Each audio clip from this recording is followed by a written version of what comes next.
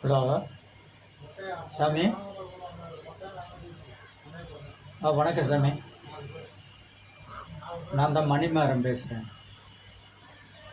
இன்றைக்கி நைட்டில் ஒரு 12 மணிக்கு போல் அந்த பேய் வீட்டுக்கு போகிறேன்.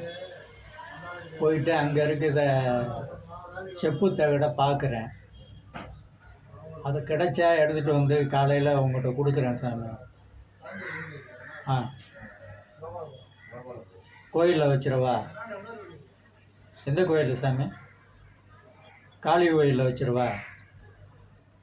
சரிங்க, காளி கோயிலில் வச்சுட்டு வந்துடவா? 3 செவ்வாய் காளி கோயிலில் அந்த தகடு இருக்கணுமா? அதுக்கு பிறகு என்னன்னு பார்க்கலாமா? என்ன சாமி?